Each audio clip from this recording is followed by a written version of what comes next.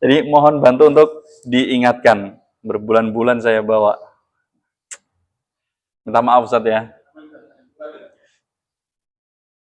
Berarti bisa dibawa satu. Ya jamaah bukan Allah Subhanahu wa taala. Kita masih membahas dosa besar yang selanjutnya, yaitu meninggalkan sholat. Secara ringkas kemarin sudah kita bahas hukumnya. Ulama itu berbeda pendapat. Pendapat pertama mengatakan orang yang meninggalkan sholat fardu dengan sengaja secara mutlak dihukumi kufur, dan ini merupakan mazhab Hambali. Mari sudah kita singgung dengan dalil hadis Rasulullah SAW yang tentu hadisnya juga kuat, riwayat Bukhari dan Muslim. Ketika disebutkan di dalam hadis tersebut, al-ahdu bainana wa baina syirki wal kufri tarkus shalah. Yang membedakan antara kita, orang muslim, orang mukmin dengan orang kafir, orang musyrik itu cuma satu aja, yaitu meninggalkan salat. Siapapun orang yang meninggalkan salat, maka sudah tidak dianggap lagi memegang janjinya sebagai seorang muslim, seorang mukmin. Ini menurut mazhab Hambali. Sementara menurut mazhab Syafi'i, dan ini juga ternyata merupakan mazhab jumhur, hampir mayoritas ulama mengambil pendapat bahwa orang yang meninggalkan sholat itu tidak bisa dihukumi dengan satu hukum. Tergantung kepada niatnya ketika dia meninggalkan. Kalau meninggalkannya karena mengingkari kewajibannya, maka seluruh ulama semuanya sepakat. Orang yang demikian dihukumi apa? Kufur. Selesai. Ini sepakat. Kalau misal ada orang ngomong, oh kita sekarang ini Islam di tempat kita, mungkin kan ada beberapa sekte gitu ya, jamaah Allah SWT atau aliran yang bahkan menurut MUI, pemerintah juga dianggapnya sesat. Mereka mengatakan bahwa fase mereka ini sedang berada di fase Mekah, yang mana di fase Mekah itu belum ada kewajiban untuk melaksanakan sholat fardu. Ini dalil mereka loh. Ada nggak? Ada loh yang begini. Dan MUI sendiri juga memberikan perhatian lebih pada sekte yang demikian. Dia menganggapnya di fase Mekah belum wajib melaksanakan sholat fardu. Jadi nggak perlu melaksanakan apa? Sholat fardu di zaman sekarang ini. Menurut mereka seperti itu. Maka keyakinan yang demikian menjadikan orang tersebut itu keluar dari Islam, jatuh pada kekufuran. Dan ini disepakati oleh seluruh ulama. Bisa dipahami ya? Nah, kondisi yang kedua yang disebutkan oleh mazhab Syafi'i dan juga jumhur ulama, orang yang meninggalkan sholat bukan karena mengingkari kewajibannya, karena itu bagian dari rukun Islam, maka hanya dikatakan jatuh kepada dosa besar. Dengan dalil, sebagaimana ketika Allah SWT menyebutkan dalam firman-Nya, innallaha la yaghfiru ayyushraka bihi wa yaghfiru ma duna dzalika liman yasha. Allah Subhanahu wa taala itu tidak mengampuni dosa syirik, tapi semua dosa selain syirik, kalau Allah Subhanahu wa taala berkehendak, maka akan diampuni. Begitu juga pada hadis Rasulullah sallallahu alaihi wasallam ketika Allah Subhanahu wa taala nanti menyeru pada hari kiamat, akhriju minan nari man kana fi qalbihi mithqala dzarratin min imanin. Keluarkan siapapun orang muslim, orang mukmin yang di hatinya itu masih ada iman, meskipun cuman sebesar biji dzarrah, biji sawi. Dikeluarkan dari neraka. Selama masih ada apa? Iman. Berarti semua pelaku dosa besar, selama masih ada iman mengingkari perbuatan tersebut, dia juga akan dikeluarkan dari mana? Dari mana? Dari neraka. Berarti menunjukkan orang tersebut tetap diakui statusnya sebagai seorang muslim, sebagai seorang mukmin meskipun imannya lemah. Begitu pula hadis Rasulullah SAW ketika Rasulullah disebutkan oleh para ulama memberikan syafaat kepada umatnya. Bahkan syafaat tersebut berlaku bagi para pelaku dosa besar. Tetap berhak mendapatkan syafaatnya Rasulullah SAW. Maka kita sebagai seorang muslim nih, wajib untuk harus sungguh-sungguh berharap selalu mendapatkan syafaatnya siapa? Rasulullah SAW. Bisa jadi dosa kita ini banyak sekali, jamaah Allah SWT. Salah satu yang bisa menyelamatkan kita dengan syafaatnya siapa? Rasulullah SAW. Oke, kita sudah tahu nih dalil-dalilnya dan juga pendapatnya. Bahkan kemudian disebutkan Imam Syafi'i pernah debat dengan Imam Ahmad bin Hambal dan pernah kita ceritakan sebagai bentuk pengingat untuk jamaah. debat, ditanya. Karena Imam Syafi'i ini selaku sebagai gurunya. Dan Imam Ahmad ini muridnya. Ini hebat ini ya. Muridnya cerdas, gurunya juga apa? Cerdas. Maka terjadilah diskusi.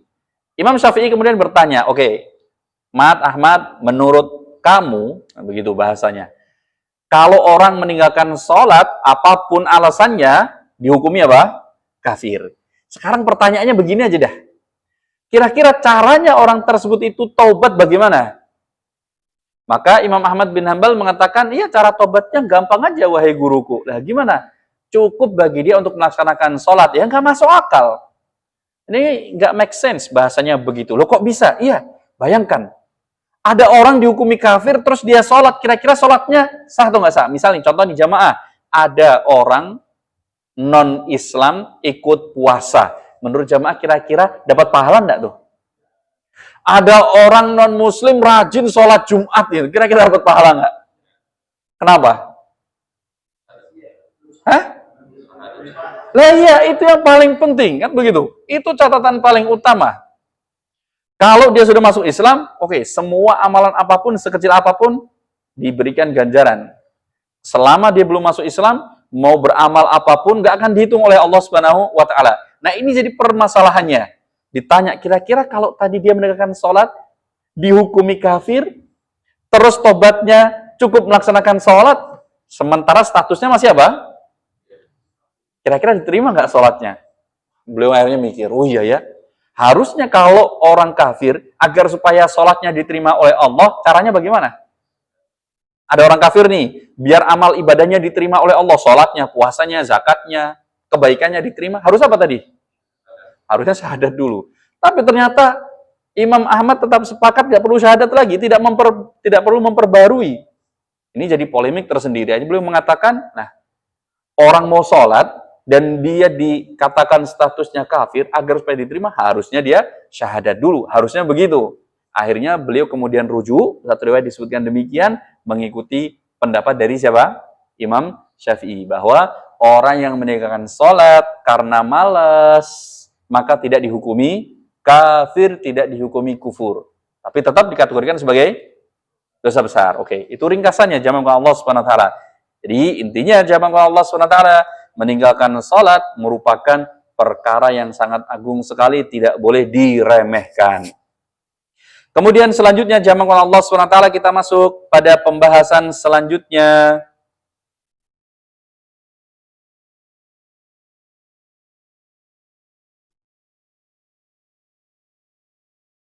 Ini sambil ringkasan aja jamaah ya, karena banyak banget ini.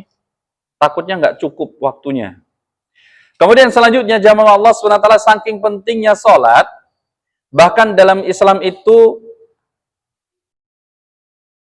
memerintahkan kepada orang tua agar supaya mengajarkan sholat, sebagaimana disebutkan di dalam hadits Rasulullah SAW, muru auladakum bis sholat fis sab' wadribuhu fil ashir. Perintahkanlah anakmu itu untuk sholat, ajari anakmu untuk sholat. Umur berapa? 7 tahun. Dan pukullah ketika tidak mau melaksanakan sholat pada umur 10 tahun. Dan ini merupakan bentuk tarbiyah, pendidikan keluarga, parenting dalam keluarga yang diajarkan oleh Rasulullah SAW, dan mengajarkan kepada kita semuanya, mengingatkan bahwa sholat itu merupakan satu hal yang sangat penting sekali. Bahkan seorang anak itu diminta oleh Rasulullah untuk diajarkan saat umur 7 tahun. Belum balik itu, jamaah. Yang penting sudah mumayyiz, diajarkan untuk sholat. Diperintahkan untuk melaksanakan sholat. Diingatkan terus-menerus. Kalau umurnya sudah 10 tahun, hingga sampai balik, maka layak untuk dipukul. Meskipun para ulama semuanya mencoba untuk menafsirkan. Arti dipukul itu kan ada dua. Ada pukulan li ta'dzib, pukulannya untuk menyiksa, ada pukulannya itu li ta'dib. Tujuannya untuk apa? Memberikan pendidikan. Maka para ulama semuanya mengatakan bahwa yang dimaksudkan dalam hadits Rasulullah, pukulan tersebut adalah pukulan yang tidak menyakiti, tapi pukulan yang mendidik. Bukan pukulan yang menjadikan anak itu trauma, tapi menjadikan anak itu semangat untuk melakukan ibadah. Seperti contoh apa? Pukulan yang membuat anak itu trauma, jamaah. Yang dilarang. Yang bentuknya menyiksa. Ada yang tahu kira-kira? Yang dilarang dalam Islam, pertama, memukul di area wajah. Oh, ini jelas tidak diperbolehkan. Maka Rasulullah SAW, beliau mengatakan, La taqbahu al-wujuh, fa inna Adam khuliqa minhu. Jangan sekali-kali kalian itu menyakiti di bagian wajah. Mau pada anak, mau pada pasangan, nggak boleh. Nampar, nempeleng di bagian wajah, pasangan nggak boleh. Misal kalau Anda sudah nggak suka, jangan dirusak bagian wajahnya. Mungkin orang lain masih tetap apa? Tertarik begitu. Loh, ini ada kasus zaman Allah Subhanahu wa taala. Guru bela diri. Namanya guru bela diri, jamaah marah sama pasangannya, kemudian dipukul. Jamaah bisa bayangkan, pukulannya seorang laki-laki, tahu bela diri lagi, mukul di bagian mulut pasangannya. Apa yang terjadi jamaah? Gigi bagian depannya itu tanggal. Bisa dibayangkan kalau perempuan masih muda sudah giginya hilang bagian depannya, kira-kira jamaah menarik atau enggak? Oh, kita aja sudah terlihat tidak menarik, bagaimana dengan perempuan? Maka dalam Islam dilarang hal yang demikian. Kemudian memukul pada bagian-bagian vital. Nah, memukul yang tujuannya itu untuk memberikan pendidikan, kira-kira jamaah harus bagaimana kira-kira pukulannya? Ada yang mukul nggak ada atau nggak mukul ini? Cubit.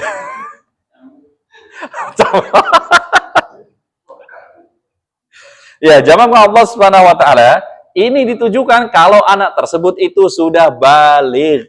Tapi yang paling penting jamaah, perhatikan. Kita ini jamaah Allah Subhanahu wa taala cukup memberikan contoh kepada anak kita tanpa kita memberikan hukuman, sebenarnya sudah cukup. Anak itu pasti akan mengikuti. Cukup dengan menggunakan lisan, anak itu akan ikut kalau kita mencontohkan. Karena anak itu pasti akan meniru apapun yang dilakukan oleh orang tuanya. Begitu. Dan aneh juga, kita marah pada anak kita ketika tidak melaksanakan sholat, sementara kita sendiri juga apa? Nggak sholat, kan lucu. Tapi biasanya begitu, ketika anaknya masih kecil, orang tua itu semangat untuk menyemangati anak itu, udah, sana ke masjid aja, maghrib, anaknya suruh kemana? Ke masjid. Bapaknya di rumah. Ini banyak loh kasusnya. Anaknya disuruh kemana? Ke masjid. Bahkan anaknya sendiri yang kadang inisiatif, semangat. Pak, ya, izin ya, mau kemana? Mau ke masjid, mau jalan nih sama teman-teman ke masjid. Oh iya. Bapaknya nggak ke masjid. Nanti sedikit dewasa, anaknya akan mengikuti orang tuanya. Orang tuanya minta lagi, sudah ke masjid. Kira-kira bagaimana jawabannya? Lah, Abi aja nggak pernah ke masjid. Kira-kira kita mau marah, mau mukul, pantas atau nggak pantas? Pantas atau nggak pantas? Nggak pantas. Maka dari itu, pertama kali yang harus dipukul adalah diri kita sendiri. Jamaah Allah Subhanahu wa taala, salah satu kisah dari salaf. Jadi diceritakan jamaah Allah Subhanahu wa taala, ada seorang salaf yang mana anaknya saat itu sedang sakit. Ya, sakitnya bukan sakit parah jamaah. Kemudian terlewat sholat dan masih tidur. Maka istrinya ditanya tuh sama suaminya. Jadi, anakmu sudah bangun sholat belum? Belum. Masih sakit, biar aja istirahat. Apa yang disampaikan oleh suaminya? Suaminya kemudian mengingatkan istrinya dengan mengatakan, sebenarnya kamu ini sedang melemparkan anakmu kemana? Ke api neraka.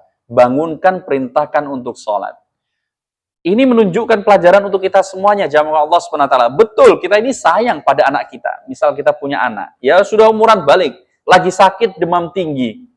Cuman bisa tiduran, begitu. Jamaah Allah SWT berbaring di kasur. Kita ini membangunkan, belum bangun gitu ya. Harusnya sudah waktunya sholat, belum bangun. Kita mau bangunkan, kadang punya perasaan apa? Kasihan, ya sudahlah, biar istirahat dulu. Ini merupakan satu tindakan yang keliru, jamaah Allah SWT. Satu hal yang salah. Yang benar itu harusnya bagaimana? Dibangunkan, diminta untuk apa? Sholat, sebatas dengan kemampuannya. Kalau bisa wudhu. Kalau nggak bisa wudhu, ganti dengan apa? Tayamum. Bisa sholat dengan berdiri, kalau memang kepalanya masih pusing, bisa diganti dengan apa? Dengan duduk atau berbaring. Kalau sholatnya di waktunya tepat pada waktunya berat, tinggal dilakukan dengan cara diakhirkan sholat yang pertama hingga mendekati waktu sholat yang kedua, setelah itu langsung melaksanakan sholat yang kedua. Contohnya, jamaah, kalau misal kita contoh lagi sakit, jamaah Allah Subhanahu wa taala berat banget mau melaksanakan sholat, kalau memang badan lagi sakit, boleh dengan cara jamaah yang dimelakukan Allah Subhanahu wa taala kita mengakhirkan, misal sholat duhur diakhirkan. Kira-kira sebentar lagi azan, Sholat asar, kita sholat duhur. Setelah kita salam, nggak lama masuk waktu sholat apa? Sholat asar, kita sambung langsung dengan sholat asar. Ini yang disebut oleh ulama namanya jamak suri. Tampak luarnya seakan-akan kita menjamak, sebenarnya kita tetap sholat, tetap pada apa? Masing-masing waktunya. Jadi nggak boleh ditinggal sama sekali, meskipun kita punya anak kondisinya sedang sakit, jangan sampai kita biarkan anak tersebut melewatkan waktu tanpa melaksanakan sholat karena alasan sakit. Bahkan dalam mazhab Syafi'i, selama orang tersebut itu masih punya akal sehat, tetap wajib untuk apa? Sholat, meskipun hanya dengan apa?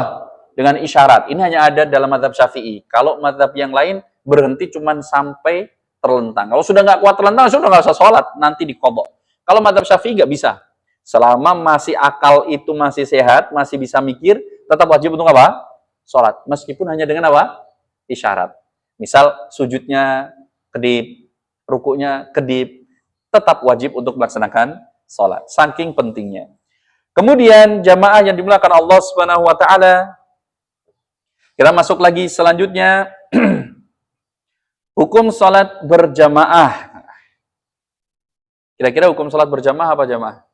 Menurut jamaah ini wajib bagi laki-laki. Oke.